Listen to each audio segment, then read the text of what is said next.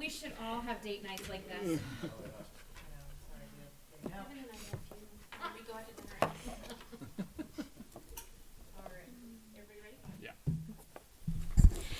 Good evening. I'd like to welcome everyone to the December 2nd, 2024 Merrimack School Board meeting. I also would like to say I hope everyone had a very great holiday and is ready to get back into the swing of things before we hit the next major holiday in just a few weeks. It's a quick turnaround between Thanksgiving and the winter holidays. So will everyone stand with me to say the Pledge of Allegiance? I pledge allegiance to the flag of the United States of America and to the republic for which it stands, one nation, under God, indivisible, with liberty and justice for all.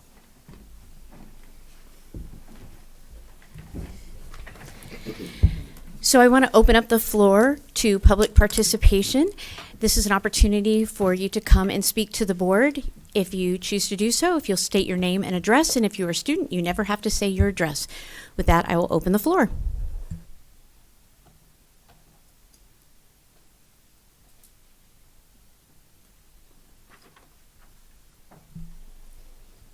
Okay, well, we will move on to recognitions. We have no recognitions at this particular meeting. All right, and as far as our updates are concerned, we only are going to have just one brief one from our Assistant Superintendent for Curriculum. Thank you. Good evening. I just wanted to remind everyone that next Wednesday, December 11th, is an early release in the Merrimack School District, so check the school district calendar to see when your students will be dismissed.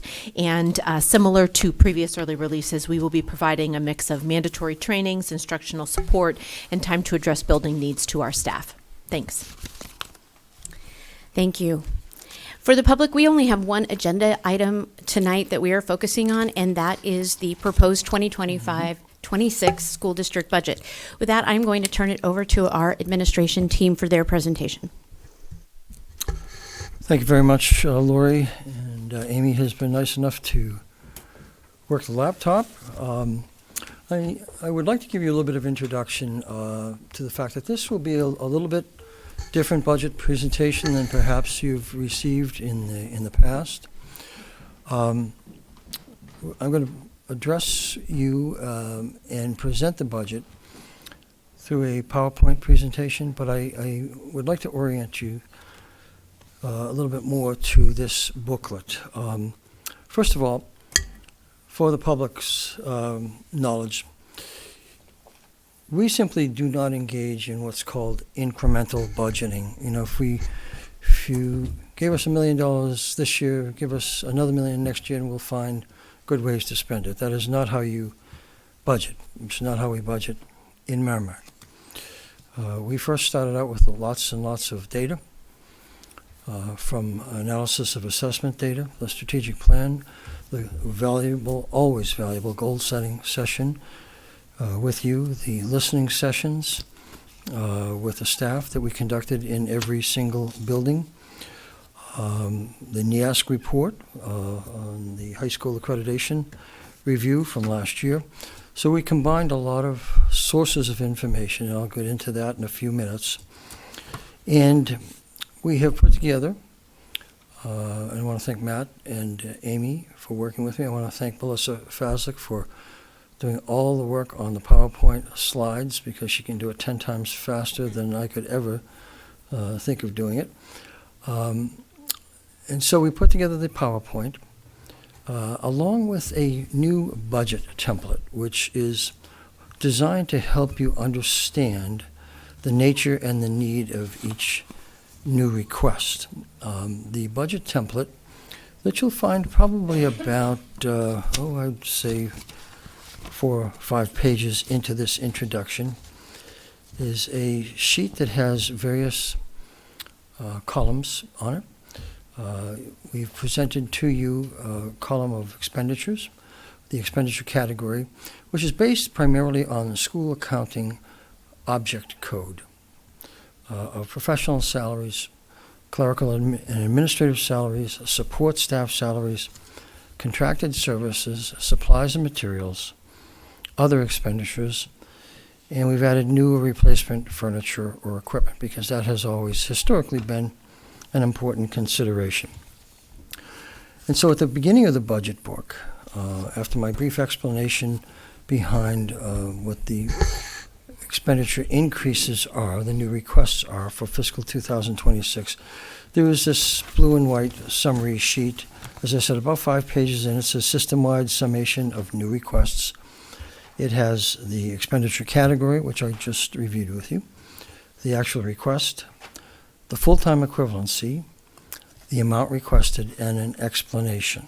All right? And this type of sheet will be in the front of every particular school or site budget and program budget, so you can clearly understand what is new that is being requested and in what expenditure category it resides in. We've tried to provide you with a lot of data, a lot of enrollment data, some cost indices, some class size information. We'll go through all of that. Some budget assumptions that we'd like you to know that have not been presented in the past, and I think is important for you to consider, and also for the members of the budget committee to know when they have an opportunity to meet with us. To summarize our budget increase, is a little bit over 3%, about $3.5 million. Of that increase, that total increase of $3.5 million, 1.6 million is in new requests, or about 46% of the total budget increase. We've tried to limit the number of positions to only those that we feel are absolutely essential. You'll see a lot of the new requests, and here's where I'll ask Amy to certainly fully explain and articulate at this point in time the need for materials for some of our new curriculum initiatives, which have been absolutely essential. Because 3 years ago, when I started here now, almost 3.5 years ago now, I found that we had an excellent staff, but our curriculum was aging. Okay, enter Amy, and things have changed, and they've changed rapidly. And I don't mean only Amy, I mean Amy with our staff, because they have done an extraordinary amount of work in bringing constructive and necessary change in the area of curriculum. And so that's very exciting, and I believe our test scores are reflecting that. So the budget requests, the total amount of $96.8 million is about $1 million above the default level budget. It's $3.5 million, as I said, above the fiscal 2025 approved request. In the following pages, I've summarized of that $1.6 million in new requests. I have summarized for you the staffing component of that and the amount, the materials and supplies, and here's where Amy and Matt can chip in, other expenditures, which primarily represents, the increase in that is primarily a result of the special education out-of-district placements, since we have some new students entering our school district. The one thing I want to make sure that everyone in the public understands is no child receiving special education services is considered a reason that our budget is increasing. We educate every single student. In this country, the nice thing about America is we educate all students, and that is not the case in some nations that may lead in academic performance but are very selective in terms of who moves on and who gets left behind. And we try not to have anybody left behind here, and it is absolutely not only a legal obligation, more importantly, it's our moral obligation to provide the best education possible to any child with a cognitive or physical disability. All right? And I know we all subscribe to that deeply. The last category is furnishings and equipment that are aging and need to be replaced. As I've said, I've presented to you in the front of the budget book also the template, a system-wide summation of new requests in a little bit different format, in a template format. That's the blue and white sheet that you see. And so now I'm going to, if you'll allow me, get into our PowerPoint presentation. And I hope you find it informative. I hope you find it a little bit more comprehensive than what we've probably done in the past in terms of bringing the administrators in for discrete budget discussions. We want to paint a picture for you in terms of how we have arrived at our budget request. So, Amy, if you can go to the next slide. You know what? It all begins here, as we say. This is where it starts.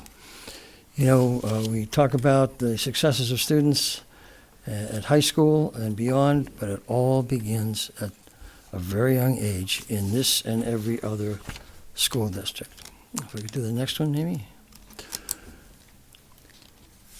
You know, our mission, and it's worth repeating, because we've just had some posters made that, you know, you suggested as a board, and a very sound suggestion, that we make sure that our mission is in front of everyone at all times. And that is that our school district will provide a high-quality, future-driven education to all students in the community. Students will engage in learning opportunities that reflect both rigor and relevance, extraordinarily important, along with meeting their cognitive, social, and emotional needs. The district will prepare students to understand, adapt, and adjust to civic, economic, social, and technological challenges in our world. Our overall goal is to inspire, create, and encourage students to be curious, connected, prepared, resilient, dedicated individuals that are lifelong expert learners. And Merrimack graduates Merrimack graduates exercise judgment, are innovative, and become responsible, contributing members of society. That is our DNA, and that is what we live every single day in working with our students. So the challenge in building a budget to try and meet everyone's needs is articulated in the next slide. And I always like to use this quote because, you know, we're all different, which essentially makes us all the same. We are all different. And so Dr. Tom Armstrong, who's a noted lecturer and author for many, many years, has sort of captured the challenge of the budget process by stating that it's a quantification of developing the means and the capacity to facilitate human development with respect to each student's particular style and rate of learning, as well as an appreciation for the varied interests, aspirations, capacities, obstacles, temperaments, and backgrounds that serve as the framework within each child. That is the challenge, not only in Merrimack, but across the nation. You know, this is a book of numbers, and I always say that. It's numbers, but each number represents some program, some staff, some service to a student that benefits the development of that student in some way, shape, or form. Okay, Amy? So our district budget is developed as a result of reviewing quality data from a number of sources. The Merrimack School District Strategic Plan that we worked on for an entire year last year. The goals that have come from our very valuable goal-setting session that we have every June. Excellent sessions where we reflect and we talk about what we think is needed to improve the opportunities for students in this district. We review assessment data. We had and continue to have listening sessions with the staff at all schools. We looked at the NEASC High School Accreditation Report. We've looked at the vision of a learner and the vision of a graduate. We've reviewed New Hampshire Department of Education mandates. And I will say that in the last 15 to 20 years, there have probably been more than 50 different mandates from the state. Now, not all of them require additional expenditures of money, but a number of them do. Right? We'll talk about that in a little bit. We want to adhere to national and state curriculum standards, and we always are reviewing ongoing operations in our school district. Amy? Well, what does that mean? It's always nice to say we're reviewing ongoing operations. What does that really mean? Well, we look at student assessment data at all grade levels. We know we need some help in mathematics at grade 5 in particular, okay, and also at the middle school, but in particular, grade 5. Other grade levels, in terms of ELA and math, we are above the state average, which we're pleased at, but we always, always, always want to be doing better. We're reviewing all of our current programs and services to assess opportunities for improvement, savings, and efficiencies. Can we do something different? Can we do something better? Can we reconstruct something? You know that we did that this current fiscal year with the Gifted and Talented program at the high school and foreign language at the upper elementary school. We look for programs that make sure that have a return on taxpayer investment. We look at and analyze current and projected student enrollments. Very important because we don't want to be caught by surprise. Compliance with state and federal mandates. What is it that we need to do to change, to alter, to increase, to decrease, to meet standards? We want to make sure that we are able to maintain reasonable class size. We'll talk about that in the PowerPoint presentation also. Because years ago, in the 1980s, probably the most significant report dealing with class size was the STAR report or the Tennessee study, which showed both short and long-term gains through grade 4 of smaller class sizes in the range of 16 or 17 compared to 22, 23, or 24 to 1. Right? We review transportation needs and costs.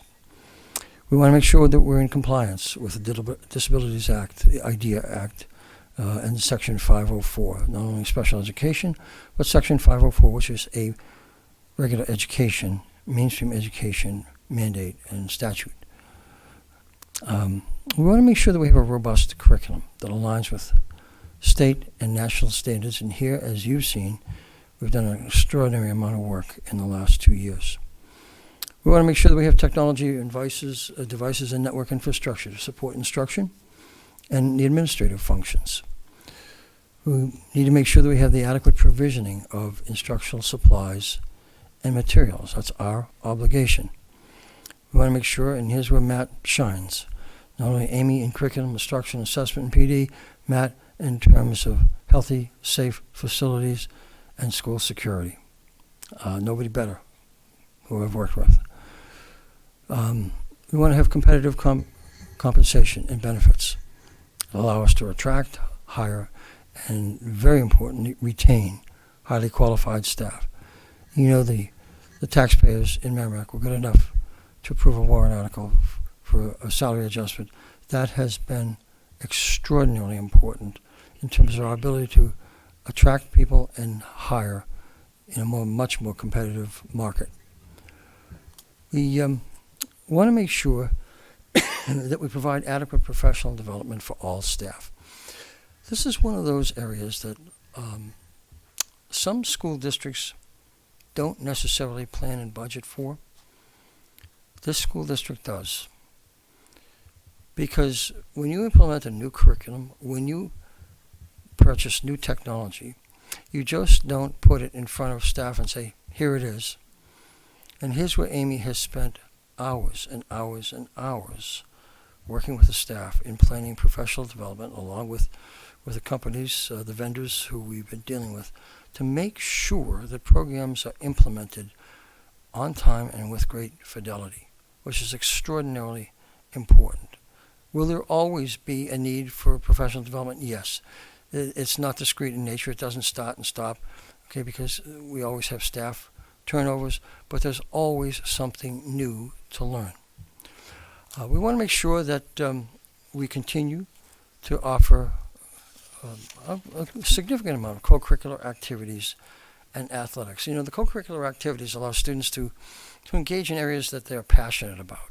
It also allows us to bring together staff who are passionate about teaching those things after school in clubs or activities, which is extraordinarily important because if you read anything by Harvard professor Tony Wagner on creativity and innovation in education, it all begins with students following their passion. And staff also, and that's extraordinarily important with respect to co-curricular activities.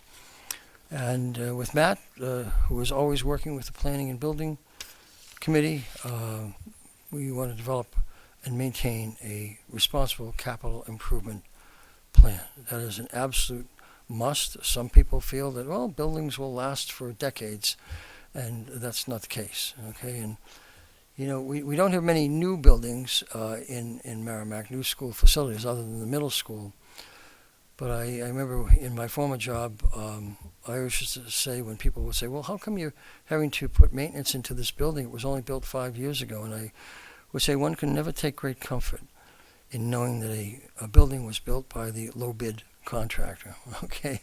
So do electromechanical systems need repair, replacement? Yes, they do. Heating systems? Sure they do.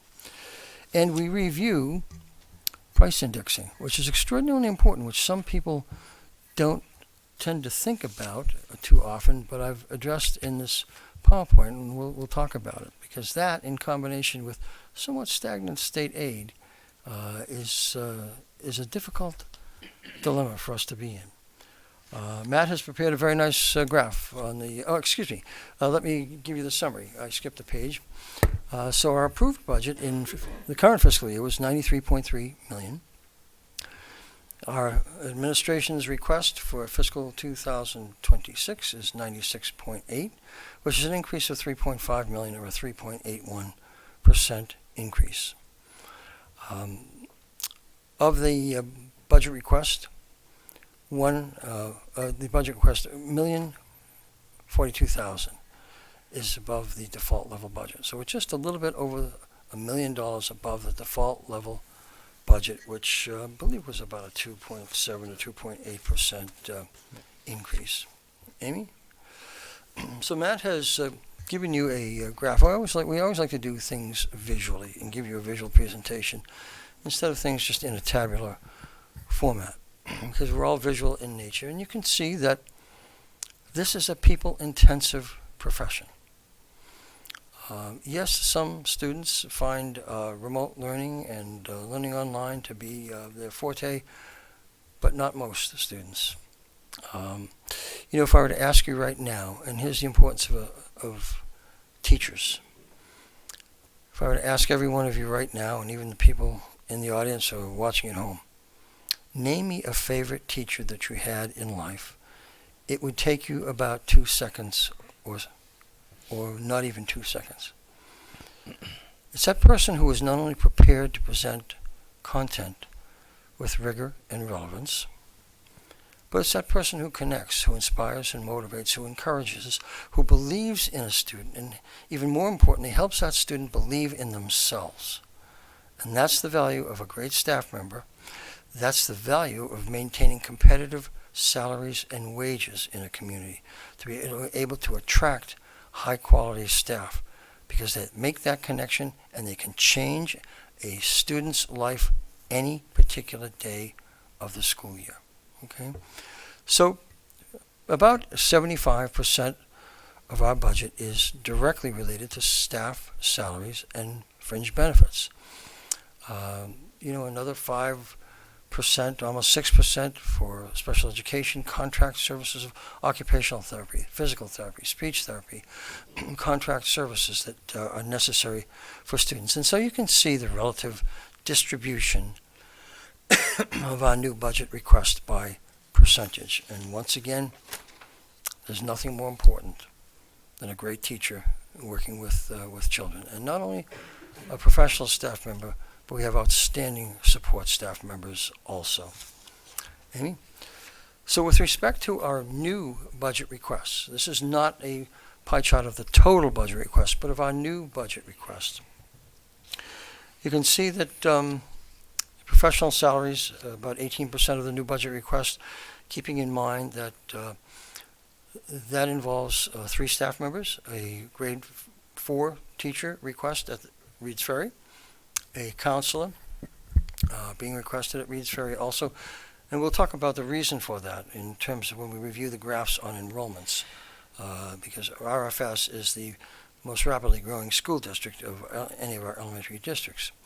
And then to address the 5th grade math issue, a math coordinator to work with students and staff at the upper elementary school. We've requested 3 administrative assistants also.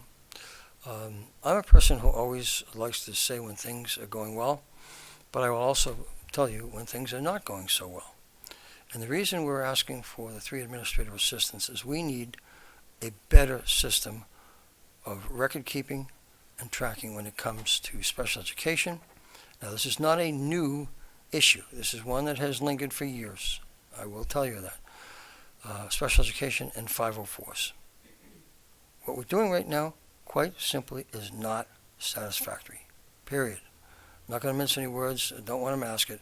It needs to be improved. Okay? So that's the 6% increase that you see for administrative assistance. Supplies and materials, a considerable section, 14% or component. That's basically to support the curriculum, the new curriculum initiatives that have been so vitally important to our school district.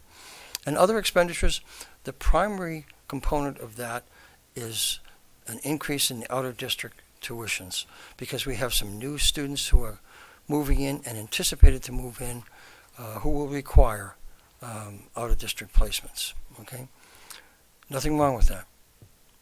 It's what each student, those respective students need, and it is our obligation to make sure that we provide the best educational services possible to every student in our district. All right, Amy, budget assumptions, because I thought it was important that we present these to you in terms of a little bit of the who, what, when, where, and why. Our preschool grade 12 enrollment will slowly decline, but continued residential development will have to be carefully monitored. It's always, we know the number of births each year in the town because we use that to plan kindergarten 5 years down the road. We do a cohort survival ratio, about a 7 or 8 year average every year to come up with the enrollment projections. Interestingly, in grades 1 through 4, the progression of students results in almost a 1.0 progression ratio, meaning if there's 265 students in grade 1, next year they'll be very close to 265 students. It varies a little bit once you get into the middle school and high school, when sometimes parents select maybe a private school or a charter school or some other alternative form of education. But we'll take a look at enrollment numbers carefully. Unfunded state and federal mandates have increased, along with inadequate state aid. And that's going to continue to stress not only our budget, but the budget of every school district in New Hampshire. And what I'm not saying is that I'm not saying that the legislature is not trying to do its best. There is only so much money.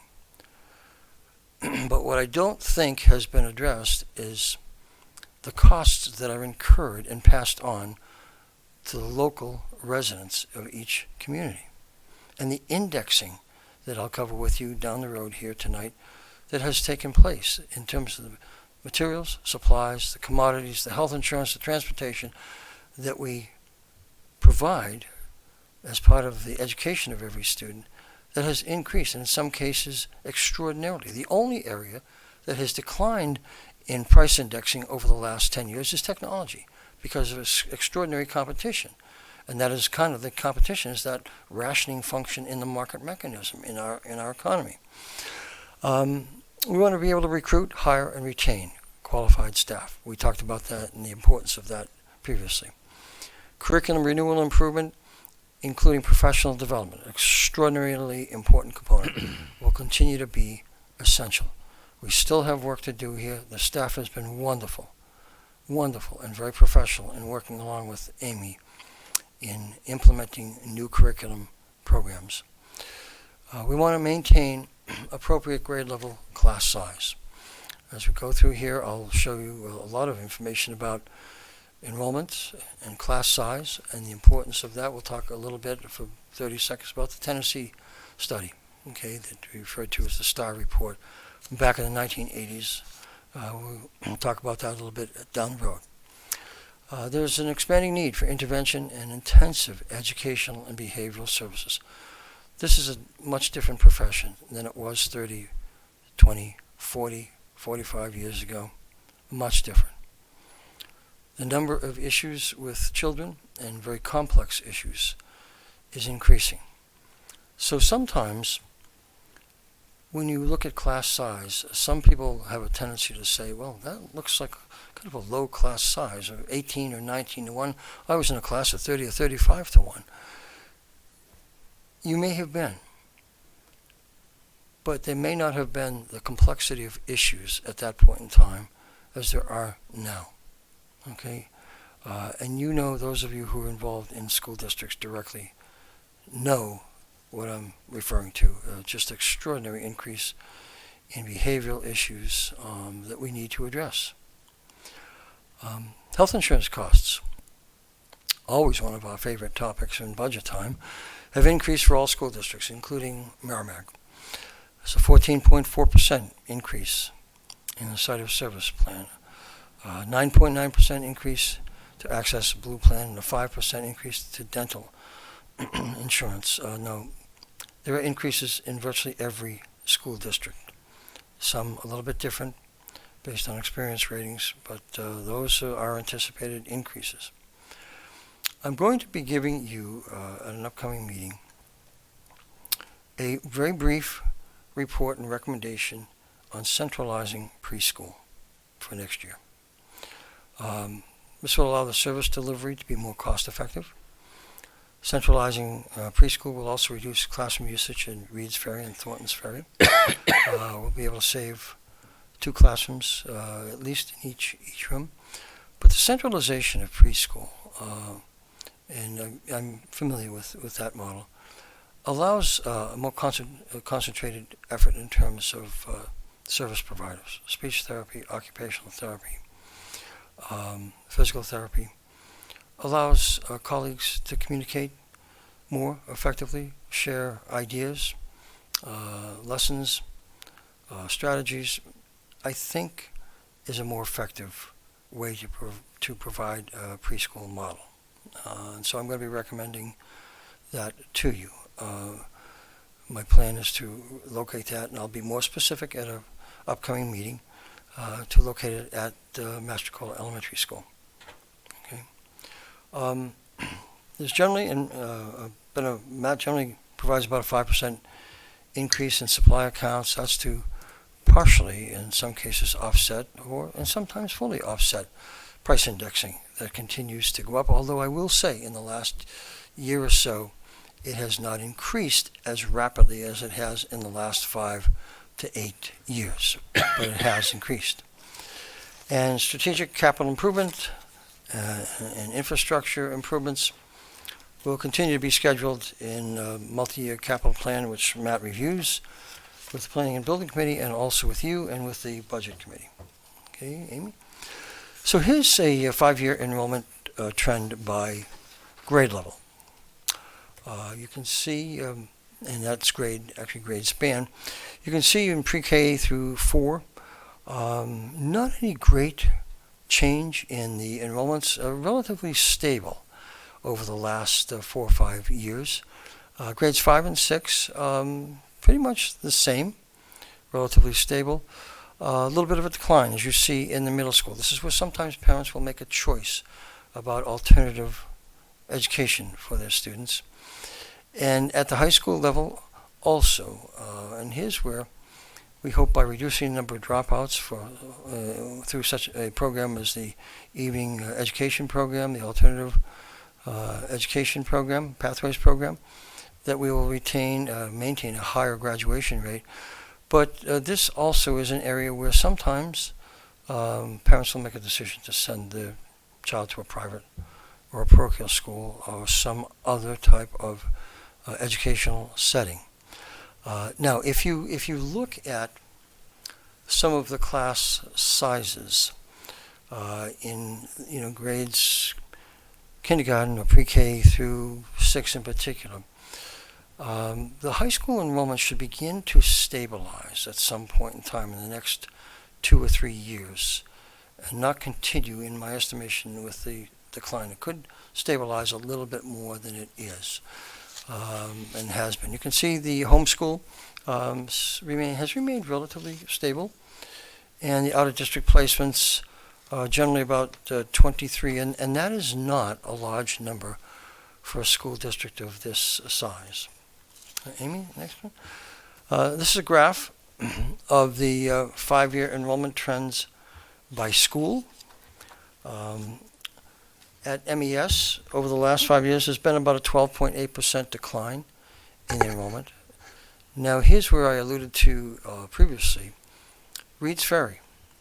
Reed's Ferry has grown by 19% in the last 5 years, growing by almost 80 students.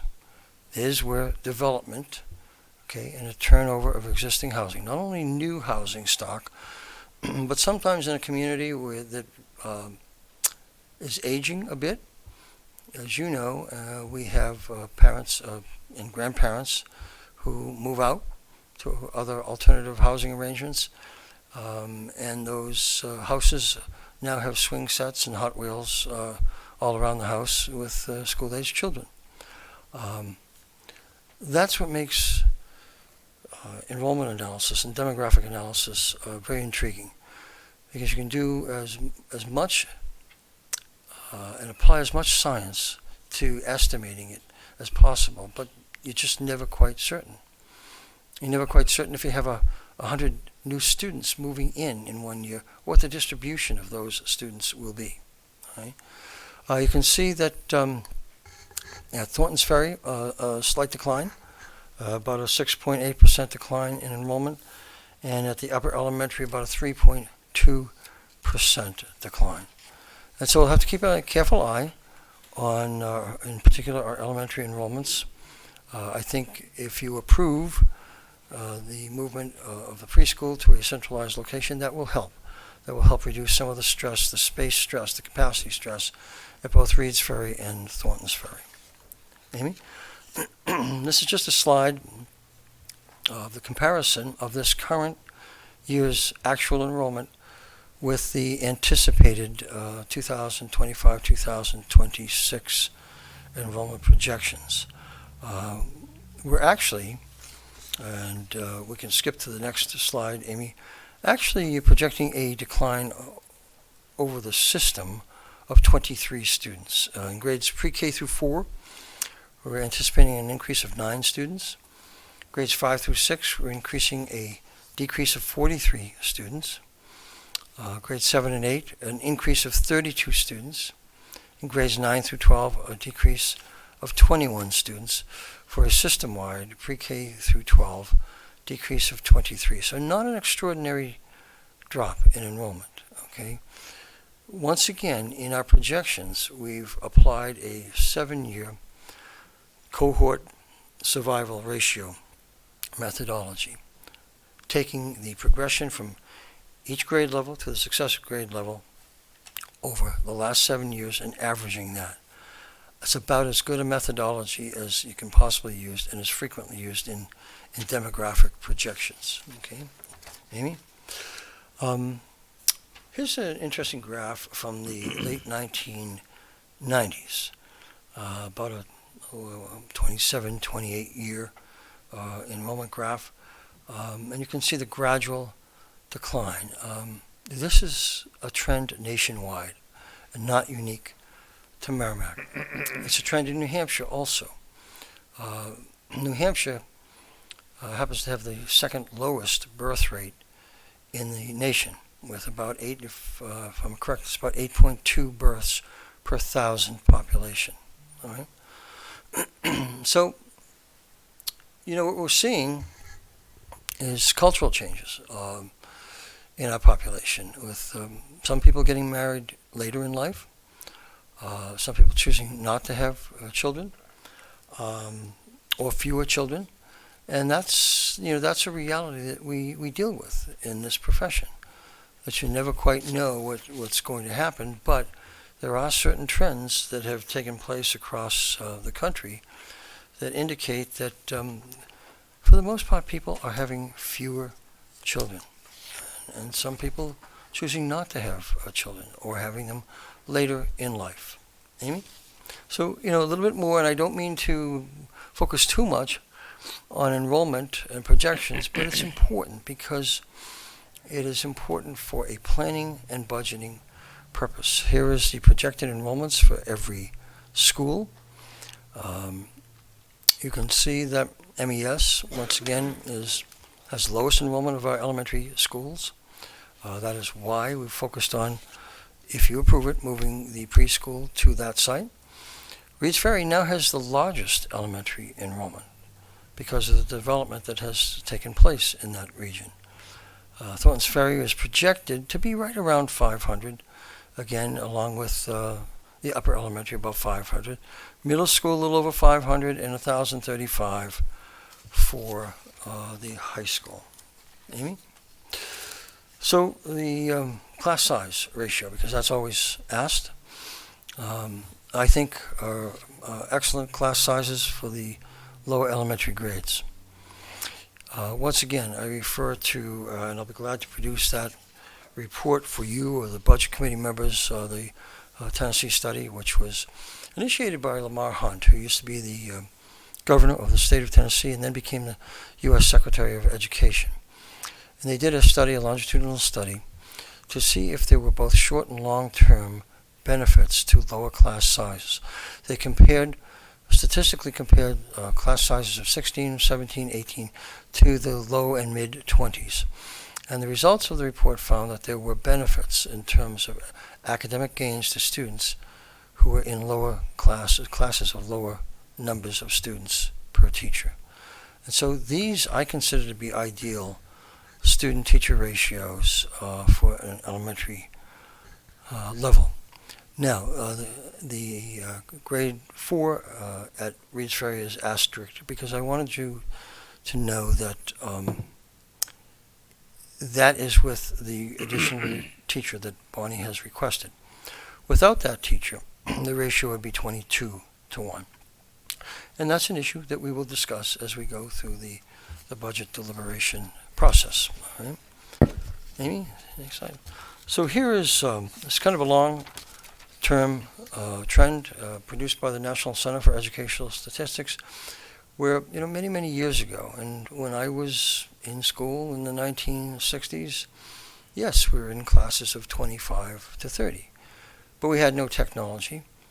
Special education was really not in existence at that point in time. Requirements for English language learners were not in place at that point in time. There was no study of the correlation between class size and student achievement. And gradually, as more and more research was conducted, educators began to realize, and researchers began to realize, that there was benefit to lower class size. So this you see over a period of about 60 years, that the class student-teacher ratio in our nation has decreased. Now, I would say that it's probably more realistic to assume maybe 16, 17, 18 to 1. This data goes back to 1920. We don't have any was not able to access any data from 20 to 24. So I would say probably closer to 16, 17 to 1 than 15.4 to 1 that it indicates here. Amy? This chart, and I know it's a little busy, but I want to indicate to you how the shift in staff is occurring. First, at MES, we have a very unusual situation where we have a very low class size at Reed's Ferry, at MES, excuse me, and that happens from time to time.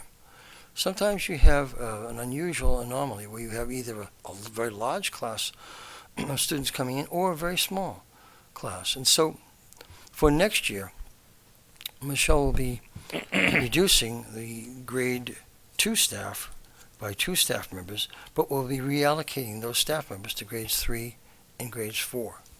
We see she will be going from 4 sections of grade 3 to 5, and 4 sections of grade 4 to 5 sections. With respect to Reed's Ferry, Bonnie will be reducing a grade 1 section, going from 7 sections to 6, but she'll need that in grade 2, going from 5 sections to 6, and then here's where the new request in grade 4 comes into play for grade 4. In Thornton's Ferry, Julie will be reducing the number of sections in grade 1 from 6 to 5, and in grade 2 from 6 sections to 5 sections. But in grades 3 and 4, she'll be moving those staff members to provide 6 sections instead of 5 sections. Right? So that's, that's critical. We just don't look to hire additional staff if we don't need to. We look to reallocate and reassign them whenever we can. Sometimes when people see declining enrollment over a period of time, they often ask, well, why is your budget increasing? Why is your staffing increasing? Well, here's a sort of a 3-year snapshot of our staffing, which shows for the most part we've tried to maintain a reasonable number of staff, and in some cases a reduced number of staff. Now sometimes we do have to hire additional staff. For example, regulations that deal with special education, that deal with English language learners, and other statutory requirements sometimes require us to hire more staff. We don't have a choice in that. Okay, and so people will say, well, how come either your staff is increasing or your budget is increasing? Keeping in mind that, for example, I've presented to you that we're expecting 23 fewer students for next year. That really doesn't allow us. That's 23 students over pre-K through 12. That doesn't afford us the ability to reduce staff members at all, really. And you have to remember that even if we lose 100 students from one year to the next, if those students are concentrated in one grade level, yes, we can reduce staff. But if they're distributed across 12 grade levels, and so the impact is minimal in terms of the staff reducing impact, we can't do that. It's like trying to reduce transportation. Someone will say, well, you're down 100 students. Why don't you reduce a school bus? Well, because those 100 students may be across 25 school buses. Okay, so that there is no marginal cost savings. Okay, as a result of sometimes a result of reduction in the number of students. It's if it's a great enough reduction and it's concentrated in nature. Now we talked about adequacy of school funding, and here's where. In our next slide, I'm going to ask Matt to do his thing because he's one of the best. We're not only talking about adequacy aid, but now a reduction in special education aid, and costs are not decreasing. The numbers of students are increasing. The costs, the rate setting that has allowed placements and agencies, residential placements, day schools, to increase their rates, those have not subsided. Those are increasing and constantly increasing. So Matt, you're the expert here if you want to address this one. So yeah, I've been living this for the past 20 some odd years because I started working in municipal government back in 1990, and I remember when this was a big thing because the state was going to finally, through Andrew Valinsky, who's an attorney from Claremont, to finally fund education at a somewhat adequate level as in the New Hampshire Constitution.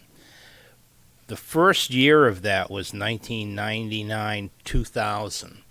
Before 99-2000, the amount that the state gave towards public education in Merrimack was $400,000. Okay? And that was devised by a formula called the Augenblick formula. And me being the curious sort that I was, called up DRA, Department of Revenue, and says, "Who is this Augenblick gentleman?" His name was John. He was a professor. So for like 8 years, he tried to get the state to at least do something. And it was 8% of what the cost of an adequate education was, is what they came up with. And in Merrimack's time, that was around $400,000. So in 1 year, it went from $400,000 to $10 million. And the tax rate went down. Precipitously, it went down. As opposed to taking some sort of method where you would slowly ramp it up and have enough to take you into the future as to not cause any dips and spikes and whatever, it just went from 400 grand to $10 million. That was 24 years ago. Now you come to 25, 26, and you're almost at, you're almost at $10 million still. Now, I remember, I was married back then, right? We'd go into the grocery store, we'd go out and, $150, whatever, to Shaw's or Market Basket or Hannaford's, whatever. You could buy groceries for $150 for a family of, 3 or 4 or whatever. You can't do that today. There's an inflationary factor that's huge. And this has nothing to do with enrollment, has nothing to do with anything. It has to do with the state's responsibility to provide an adequate education and to get the burden of the cost of that education off the back of the local taxpayers, the homeowners, the business owners in these communities. As Chuck Mower, one of my esteemed buddies, I will call him, said at a budget committee meeting, and I always use this line, and I told him I was going to rip him off for as long as I'm doing this. The state doesn't have a spending problem. The state has a revenue problem. They can't generate enough revenue in order to fully fund adequate education. This formula, I don't mean to go on, Bill, but this is kind of my thing. This formula used to have like 6 columns 24 years ago. It has like 26 columns, right? And then they get to the end and they say, oh, geez, that's too much money. We're going to fund it at 66% instead of 100%. So we're actually getting less money than we did 25 years ago in real dollars. I didn't do the math or calculation, but I can do that. And Bill mentioned that we're losing special ed aid, which used to be called catastrophic aid, which we used to get around $595,000. Now we're budgeting probably zero for that because the rules have changed. So there's another 500 grand that's gone from state funding. So as far as our position and our effect on the local taxpayers, man, a lot of it comes from the state not taking responsibility to fund education. I saw some graph, and I wish I could recall where it was from, that New Hampshire is probably the lowest rate of funding for public education by the state.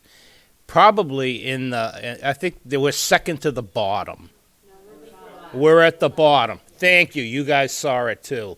My hunch has been validated, but I remember seeing it late at night when I was taking the dog out to go to the bathroom, and then I was texting Bill because he's awake at 3 in the morning anyway. All right, stick to the finances. I will. But, and I saw that, and I'm going, wow, I always knew it was that low, but I didn't think it was that bad. And it is that bad.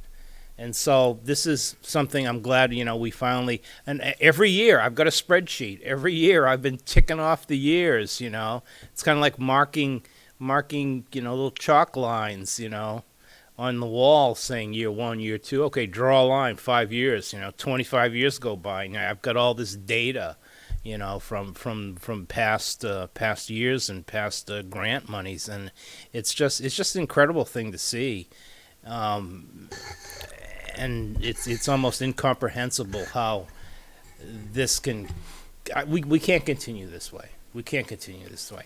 We can't expect people to pay what they're paying for property taxes without having the state generate some more revenue to give relief to towns and cities in this state. Can I interject something here? Because I Sure, did the calculation. Adjusted for inflation, that $10 million in 1999 is equivalent to 18,947,418. Yeah. So in real dollars, we're getting 9.9, but what we actually need from the state is 18 million. Yeah, yeah. It's I have to say, because before I call and see if Amy will address the importance of the curriculum improvements that we have accomplished under her leadership, because they've been significant. A default level budget is not a budget of progress. I understand that it is a mechanism to fund a school district at a certain level. But when you have a district such as this, where so much curriculum work has been required, we had, and Amy, you can correct me when you address this, I think we had some areas of the curriculum that 10, 15 years old. What's that? 1986. When you started, and when we first met, she said, what are your priorities? And I said, you know what, Amy? Curriculum. Because it's old, it's stale, we've got great staff, but we're not giving them the tools to work with. And so, the job she's done. Now, we've had mandates of, health education, of finance, personal finance, civics education, etc. It goes on and on and on. But I'd like Amy to have an opportunity to just talk to you and the public and members of the Budget Committee about what we have done in the last 3 years in terms of curriculum improvements and the significance of those. Well, I think many of you have been here as we've had these conversations, and I've been so thankful for your support. I think that one of the biggest things that I'm most proud of is our shift from a balanced literacy approach to a structured literacy approach. And as Bill said earlier, I am one of those people that follows the data, and for the first time in what we can follow as our cohort, we are above the state average in every area with the exception of 5th grade math and 7th grade math. So you will see some requests coming forward this year for us to try to address some of those. There were definitely years where we were significantly behind the state, primarily in those early elementary years, because just quite frankly, we weren't teaching kids systematically how to read. And so we know many of you are educators or you are parents and you see how your kids are developing. If they can't read, they can't access more challenging content. So as they get older, they would not dive into the content. And so over the last couple of years, the first step was the introduction of Haggerty, which is a phonemic awareness program and foundations. And that is, we were doing Haggerty K-3, and we no longer need to do it in 3rd grade anymore, except for an intervention, because we now have kids that are able to do those skills on grade level. Foundations, we have implemented that. 3rd grade is using it now, and they have students that have been using it since 1st grade. And so now you're starting to see some of those gains. This year, I know that, Wit and Wisdom was an expensive endeavor, but it replaced a program that was over 25 years old. And it didn't have the type of quality text and the type of structure that we want for our students. Wit and Wisdom also replaced our writing curriculum. So we were using Lucy Calkins, like a lot of districts. And then when you learn, you know better, you do better. So we moved away from Lucy Calkins as well.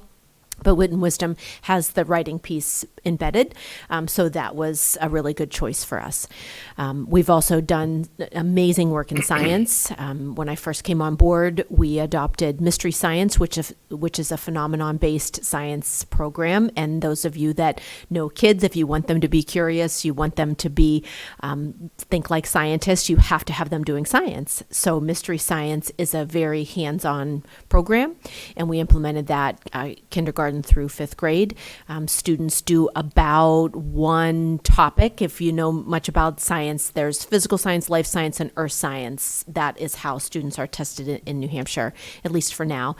There's talk about changing that, another unfunded mandate probably coming our way. But for now, those are the areas that we're assessed in. And so this year we adopted a new middle school science program, which we had no high quality programming. The teachers, as Bill said, we have phenomenal teachers here, and they were really making it work on their own, which is, dedication. But many of you had stories that I had heard when I come on board. It really depended on who you had. If you had one teacher, or if you were in a particular lower elementary, you might get a different program.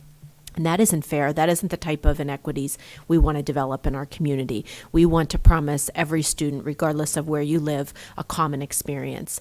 And so with this year, we've been able to implement Open SciEd, which is another phenomenon-based science program. It's a lot of work. Wit and Wisdom and Open SciEd are a lot of work. We've done incredible professional development. The materials are high quality, and you'll see requests in our budget to continue with those materials, because some of those things are consumables. Kids, instead of printing worksheets, are given maybe a workbook that goes along, or a module workbook, or a student notebook. And so those are some of the requests that you'll see. One other thing I'd like to point out is being able to service our more vulnerable populations. One of our strategic goals between myself and our Director of Student Services, Sarah Reinhardt, is that we're looking now. I really feel like we have Tier 1, which is that core instruction of what every student gets in the classroom. We know what students have now. It's not a mystery. We're not guessing. And then we've been able to really look at what are we then doing in Tier 2. So if you think about students that are almost at grade level, these might be students that are receiving maybe Title I programming or services, or maybe some support from the reading interventionist, or their classroom teacher is able to provide some intervention during WIN time. We've been able to provide and purchase high quality materials there. So Foundations has an intervention program called Fun and Focus. So we've been able to purchase that, for an example. And then the last piece is we did not have any programming at all for our ESOL students. And we learned a lot from then our neighboring school district that had a pretty significant finding from the Department of Justice. That's where these sorts of things come down, is you learn about, how other districts are managing.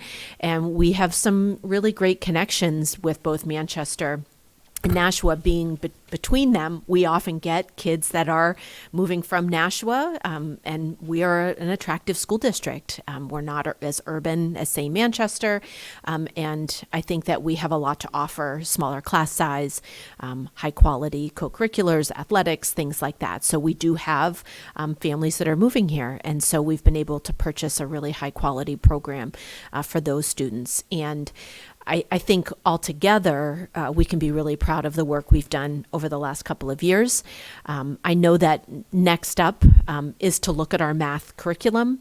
I do have some teachers that are very interested in, we've been using Envisions for I think this will be our eighth year.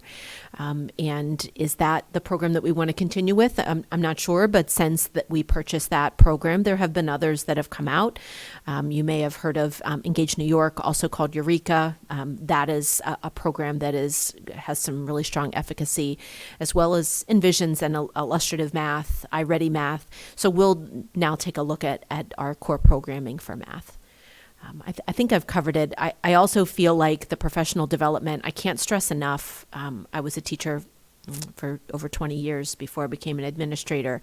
And you really do need to make sure that just buying a program for teachers, it's not enough. They really do need to have somebody come and provide time and an explanation about how things are implemented. How do you look at your schedule? How do you respond to the needs of students that are in front of you? And a program is one piece, but you also need to provide that professional development for teachers around programming. We've also had a huge initiative around responsive classroom. I know Bill spoke earlier about just the changing needs of students.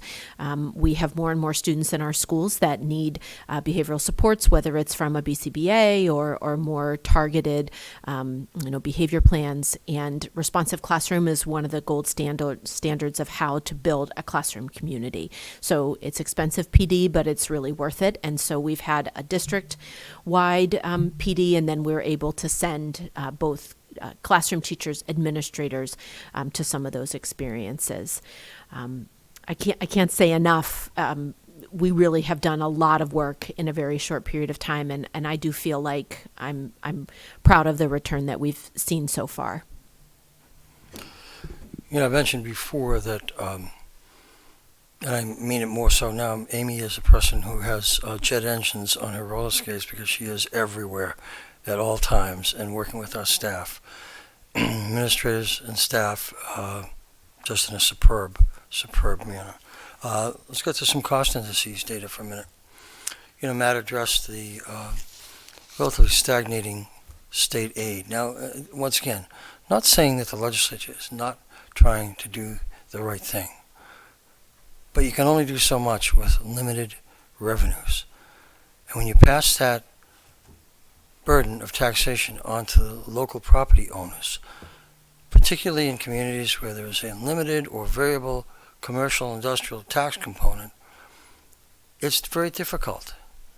And so hopefully somewhere down the road something has to change. You look at health insurance, which is a basic requirement that we offer employees.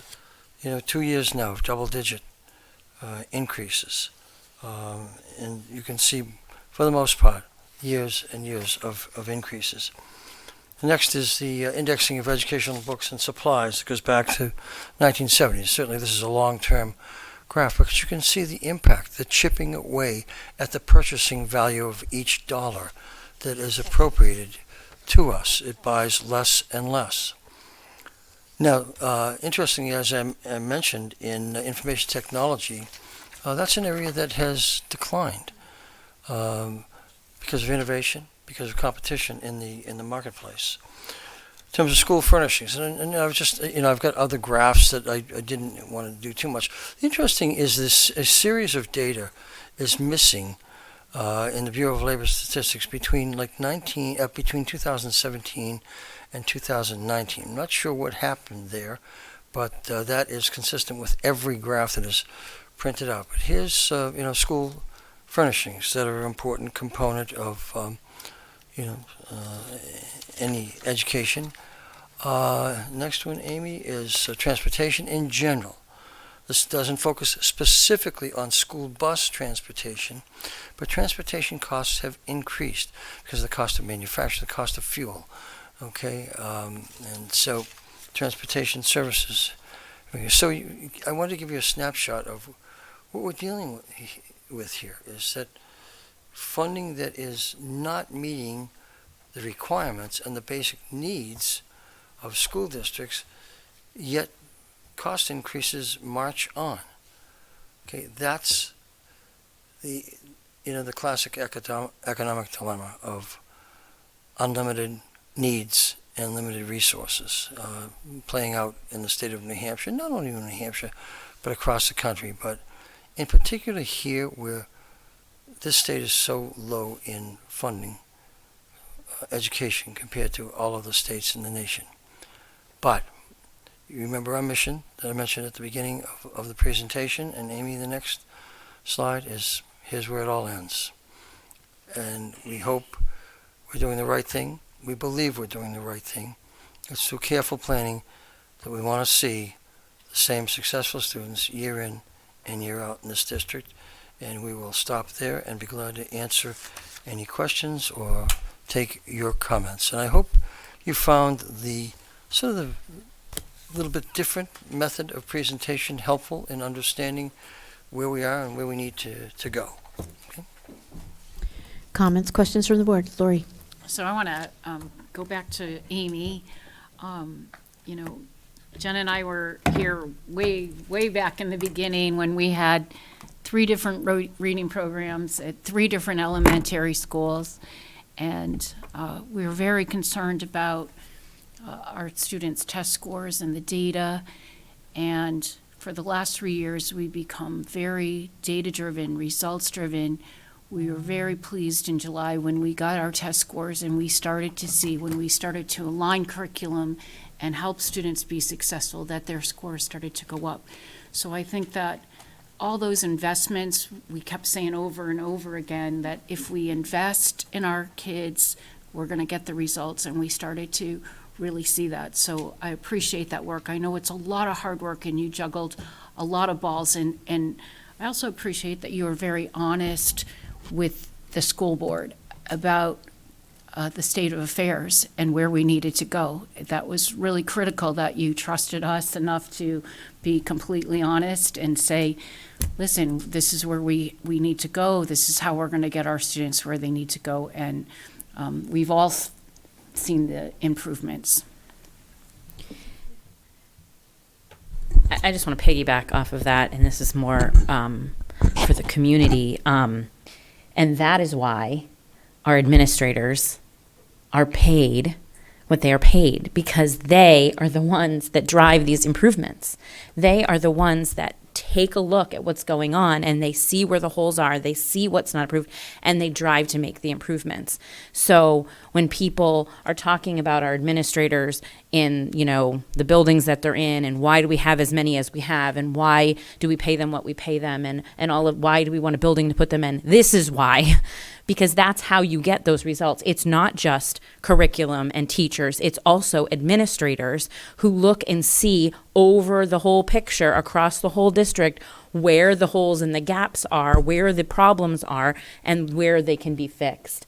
And like you said, my biggest shock when I came in onto the board, you only know what you know. Your kids go to a school and you assume all the other schools are doing the same thing. And I was floored when I found out we were doing different things at different buildings and getting totally different results, and then putting all of these kids in the same school together and hoping for the best. And the transformation is probably the thing I'm the proudest of, that our board has helped contribute to, that the administrators that we've hired since we've been on the board have done. It's really exciting. I see it in my own home, but to hear it and see it reflected in the data as well is just, I just feel like it has to be said that this is the work that the administrators do, and that needs to be highlighted as well. I want to add to that for the community. Those test scores are on the homepage of the district. That PowerPoint with all of that data, the incredible 1-year results. I mean, from fall to spring was just mind-blowing how that curriculum and the teachers implementing that curriculum transformed our students. And so that's all on the website to see. I will also add that one of the things that I appreciate that Amy has brought to us is looking at different ways of assessing our students.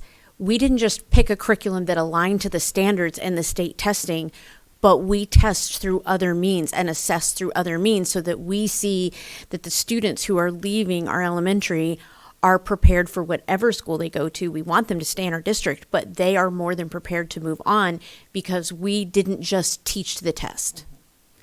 We have implemented curriculum that prepares them much broader than just New Hampshire's testing. And so we have to assess in different ways to make sure that that happens.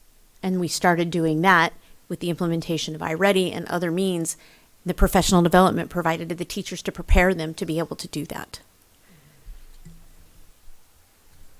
I'm always just floored with the amount of prep that goes into this kind of presentation. I mean, our team here does their homework and they do their due diligence. And when I look at the proposed requests and things like that, and the proposed changes, I don't see an ounce of fat on much. I see a lot of, again, data-driven, these are needs. I don't see anything that I would quote as like frivolous, unnecessary, unneeded.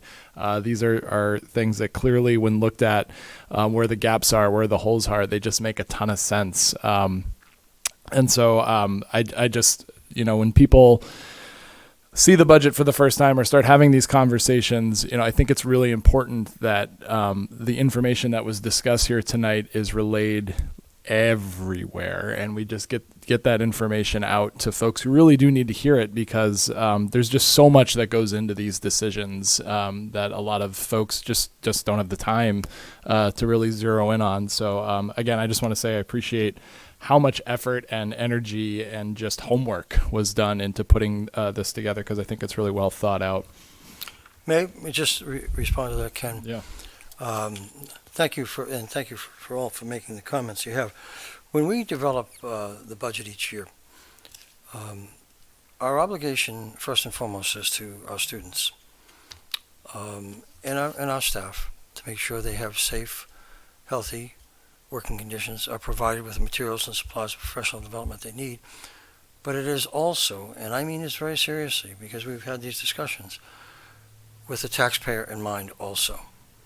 And I think you saw last year where we were honest about some of the budget decisions we made last year that we thought were in the best interest of the taxpayers by making some changes because we didn't see the return on investment that they deserved. And that's what we're always thinking about also is, can we justify what we're requesting based on, is it right for students based on all the data we have, but it does also provide a good, sound return on investment for every taxpayer dollar invested. And I couldn't mean that more seriously because we have those conversations frequently. So I wanted to ask a quick question. Well, it may not be a quick answer.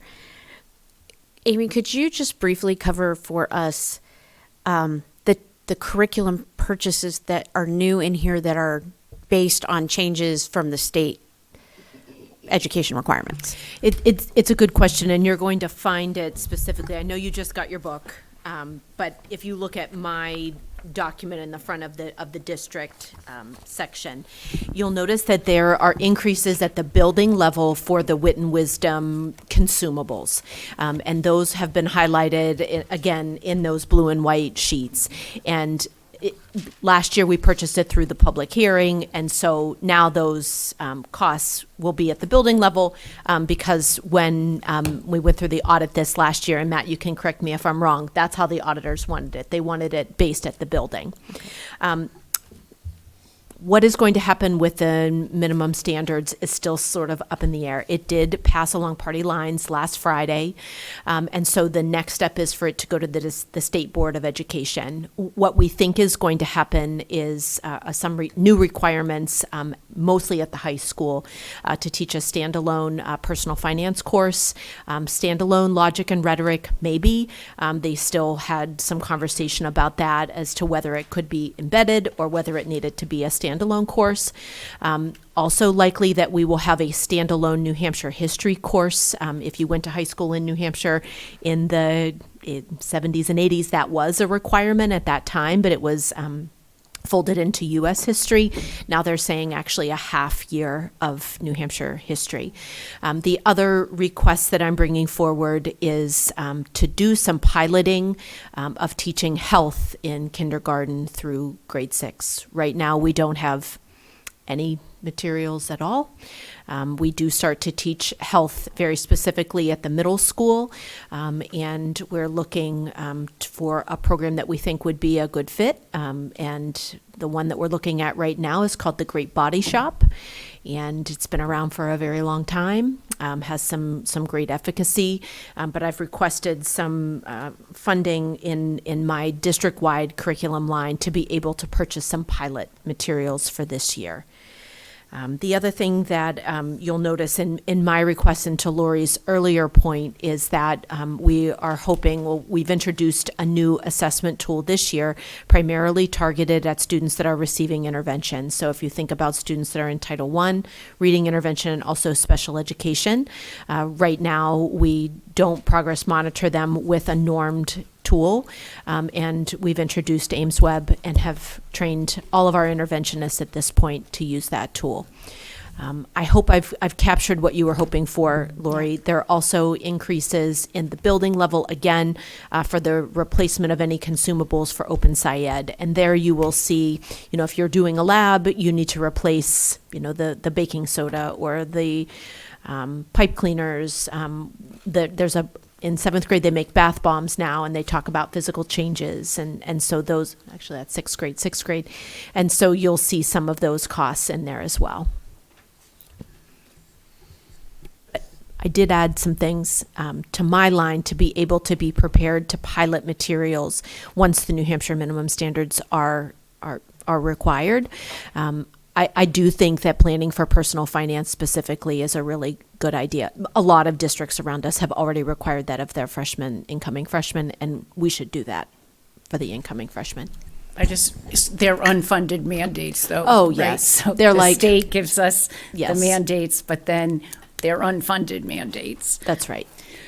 I wanted to go back and say one more thing, too. This, just going off of what Bill said. So, New Hampshire, is a very attractive place to raise children, and it's always rated in the top 10 in the nation to raise children. It's also our schools, despite all this terrible funding, et cetera, we're always, again, in the top 10. We're doing a heck of a job, given everything that, all of the lack of funding and everything. And Merrimack is the 8th largest community in the state of New Hampshire. And as we continue to improve our education, and education becomes number one, it makes our everything more attractive. People want to move here. I already feel, like you said a couple years ago when we started to increase teachers' pay, and Bill said, we are hiring more qualified teachers. We're hiring better teachers. Now, I really, just what you said earlier too, people are saying, I want to move to Merrimack because Merrimack has good schools. And I hear that often. And our dropout rate is going down too. Any other comments or questions from the board? So on Wednesday, I was literally just going to say, thank you for these pages right here. God bless America. This is the best thing that's ever happened to me. So much easier than me. I mean, granted, I'll still look through it, the entire thing, but I won't have to search for the new. Thank you It's, so much. well, Hours, I think you're saving. It's a format that I used in my former district, and it's designed to eliminate your thumbing through page after page after page. Yes. If you'll turn to Thornton's Ferry budget for just a minute, and I'm going to refer to these blue and white template pages. On the second page of Thornton's Ferry, and this is similar to what you'll find throughout the budget. Sometimes you'll find something being articulated on one of these sheets and it says no funding required. But we wanted you to know how that existing funding in the budget was going to be applied in the upcoming school year for something new. But that something new is confined to the existing fiscal 2025 appropriation just carried forward. And so in some instances, there is no budget impact that you'll see in here, but we wanted you, for informational purposes, to know as much as possible about what's happening and where the money is going. I just can't thank you enough. Truly, I don't even know the word, revolutionary. I have something along those lines as well in terms of the PowerPoint presentation and how organized it was and systematic, and how we've got all of the slides in the front of our book already hole punched in order so that I was able to make notes on them. And I really appreciate the discussion, which I don't think we've had enough of in the past, about all of the various funding sources, the money that comes from the state, the money that comes from property taxes, the interplay of that. I don't think we haven't really touched on. And one of the things last year with the impact of the commercial tax base being devalued, and we need to have more of those kind of overhead discussions, those high level discussions about, what will this do to the tax rate, and how can we balance the needs of the taxpayers with the needs of our students and staff. And it's just as important as the other discussions, which are vitally important as well. And I have personal evidence in my own household of how awesome those new programs that you've implemented are, Amy. So it's all important, and the big picture is important, and I'm glad we're talking big picture. Your budget questions, hopefully, will be easier in coming if you just look at those summary templates at the front of everyone's budget, okay? So Wednesday, we will have food services and the elementary principals here. If you can look through and get questions emailed to our admin team as quickly as possible, that would be great. I know we have 48-hour turnaround time. If we need to bring the elementary principals back, Bill and I've already talked about, we can bring them back for another meeting if we need to. If we feel like, wait, there was one more question I had, or I found something else after they were here, we can do that.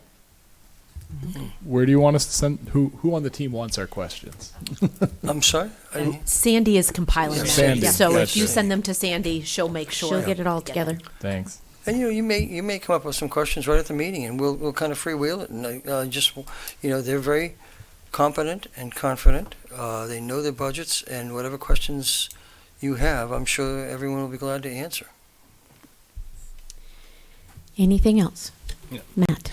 Just so everybody knows, this PowerPoint presentation and the entire budget that's in your book is online.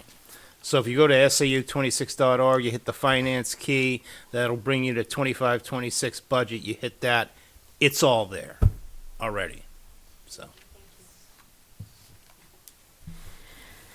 If there's nothing else, we will move on in our agenda. We will approve our minutes at our next meeting, as you saw notated in your packets.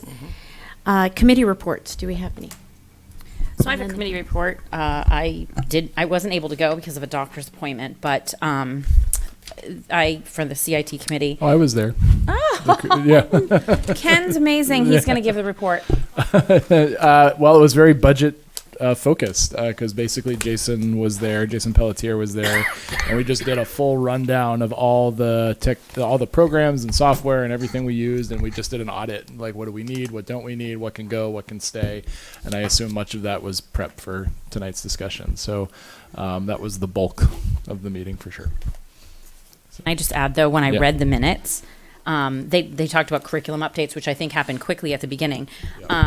And they talked about wit and wisdom and foundations and the huge impact that those are having on student achievement, and that they are a lot of work for teachers, which is why I'm glad that we have the funding for professional development, because teachers do need to feel supported as they're implementing these new curriculums. Wit and wisdom has been, I'm watching it play out in my house, which is kind of cool. And, when my daughter comes home and she feels not intimidated by doing an hour of homework to annotate and plan out a 5-paragraph essay when writing is probably her least favorite. It's the level of rigor I'm seeing in my home it blows away anything that my previous 3 kids have ever seen them do at home. And she's interested. And that is actually the coolest part. And that was the comment in the minutes that I read.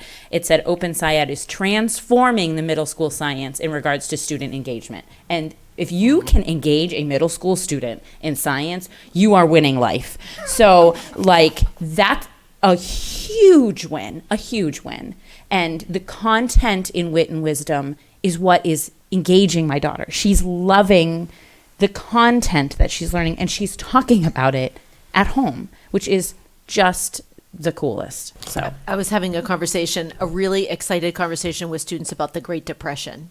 And you had this moment where you're thinking, why are you so interested in this? It was terrible. But they're reading, they're just the texts and the paintings and the speeches, and it is something to see. yeah, like this week, my daughter said something.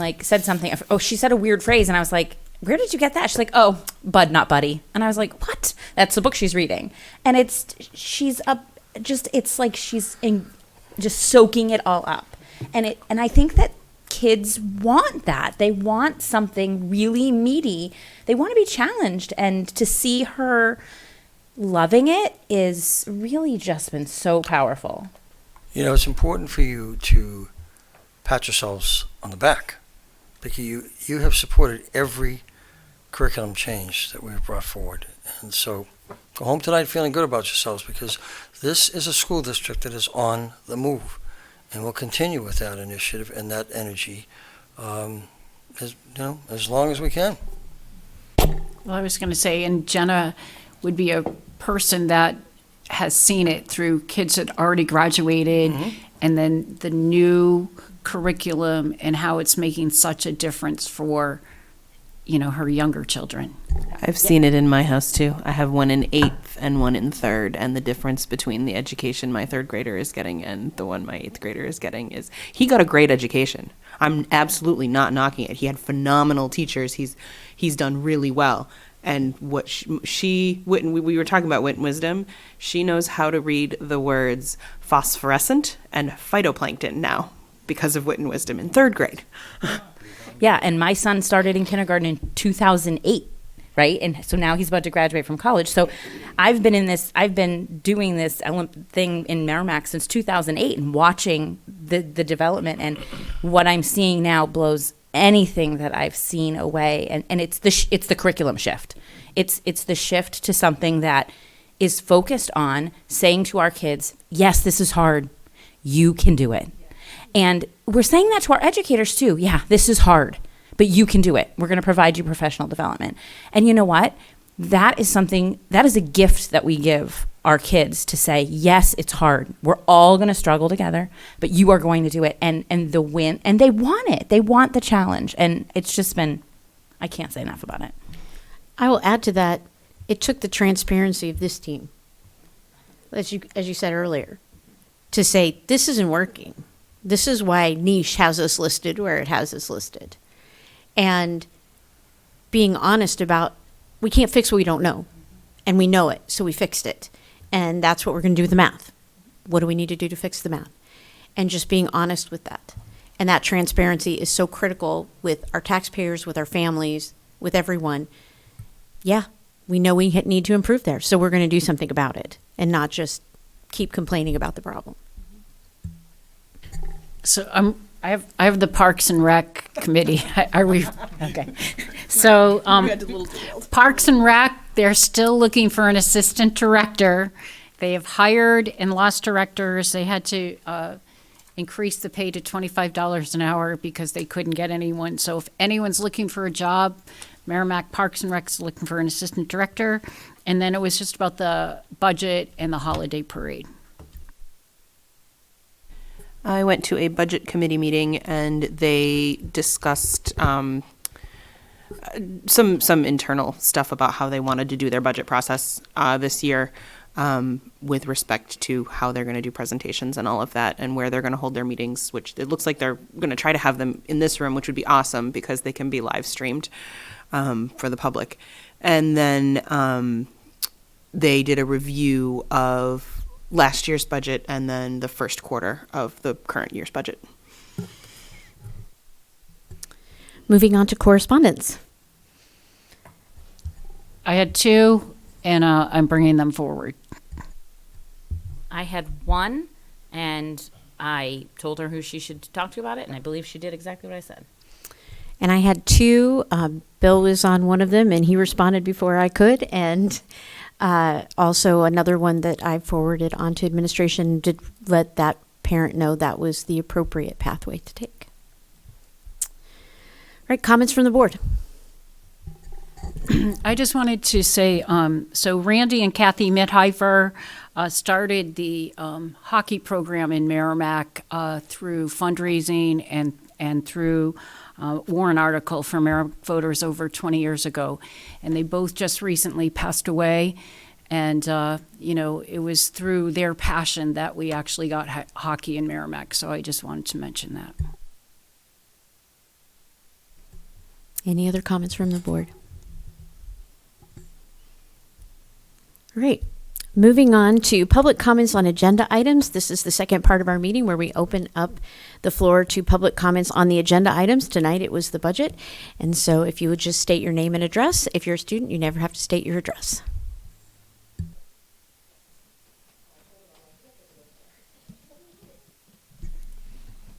Hi, Tim Groff, 29 Doll Road. So I had an epiphany tonight when you guys had the slide up that showed the state funding for education over time. And the epiphany was, oh my gosh, who's picking up the slack, right, from a funding standpoint over the time, because as time goes on, costs increase. So in my mind, this is just feedback, going to say this to you guys. I envisioned a bar graph that shows the standard cost to educate, by states over time, right? And then a bar graph showing New Hampshire and how they contribute, and then who's picking up the slack to really hit the costs the costs that you incur to do that education. And I could see this like a stacked graph. State, flat. Town, increasing. Little bit of federal, right? And then if you look at that over time, you're going to see how the town picks up that slack. So the only reason I say that is that I learned this tonight sitting here. I didn't know that. But I'm wondering how many people out and around my neighborhood know that. So I don't know, maybe it's worth putting together a visual and putting that somewhere so that people recognize, hey, when you're voting for things in the state, and this is a concern to you and you want the state to contribute more to education so it takes a burden off us taxpayers, right, in the town, at least they're educated to know to do that. Thank you.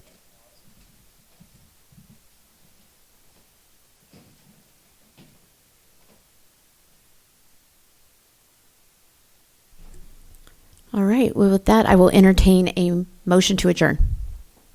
Sure, I'd be happy to make that. Moved by Board Member Hardy, I will second. seconded by Board Member Martin. All those in favor say aye. 500. Thank you and good night.